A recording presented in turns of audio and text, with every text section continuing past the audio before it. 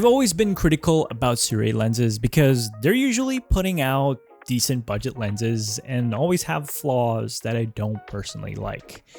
But this time around, Sirui released one of the best budget lenses of all time.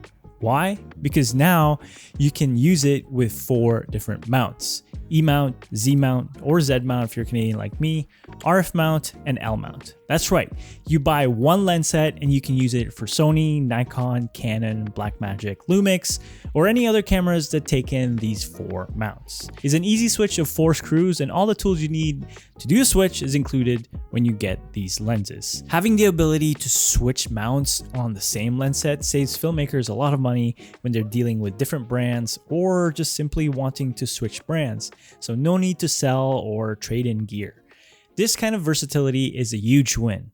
But is the image quality where they had to cut corners? So in terms of image quality, no. This punches above its class as a budget cinema lens set. The image is consistent all throughout the 3 lenses, and there's a slight warm cast on the image, which gives it a great look in my opinion. If you want something clean, you can easily fix it in post by cooling down the white balance just a tad and tweaking the tint to a bit more on the magenta side. This lens is sharp even at 1.4, and usually Sirui lenses at wide open introduces a lot of character or imperfections, but this time around it's pretty tame, and it almost rivals a G Master lens.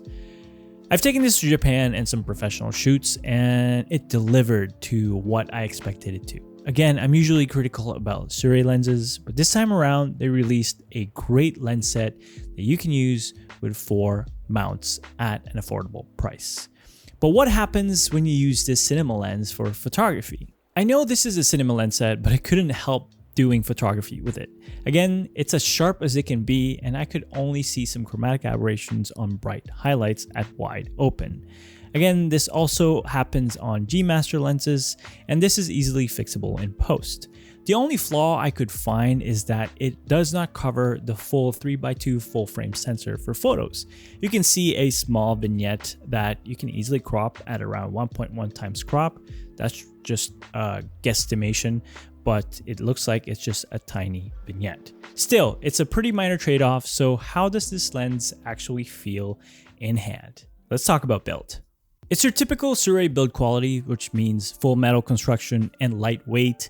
The size is similar to a G Master lens, and for a 1.4 full frame, it's a great size and weight, especially for a metal build. I love the gray and the orange markings, full retro vibes, and I personally like this over the 7 Artisans Hope Prime lens.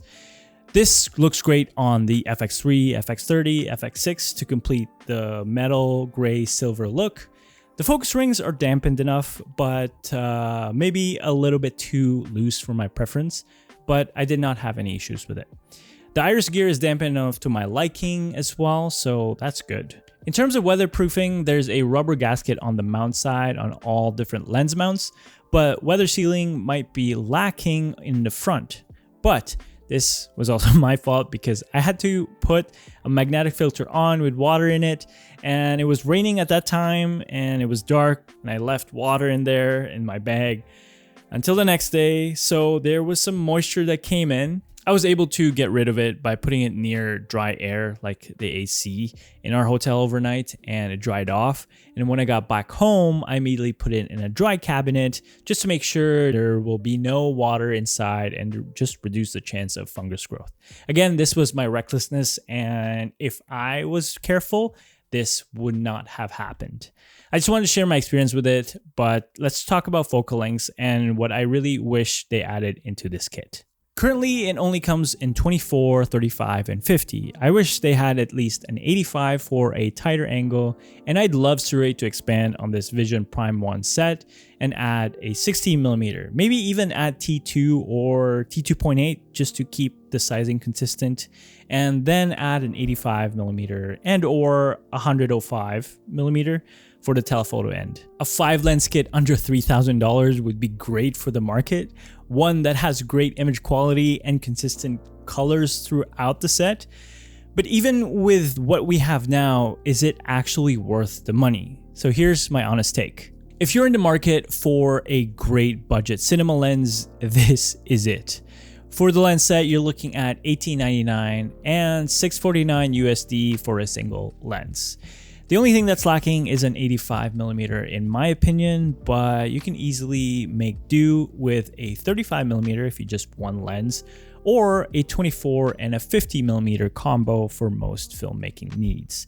I've grilled Sirui before and always had my criticisms about their lenses, but this VP-1 is a solid win for them. If you like the colors in this video, I've always used my sunset film LUTs in my videos, and I designed it for creators who want their edits to feel like a memory. Links in the description, and I'll see you in the next video. Peace.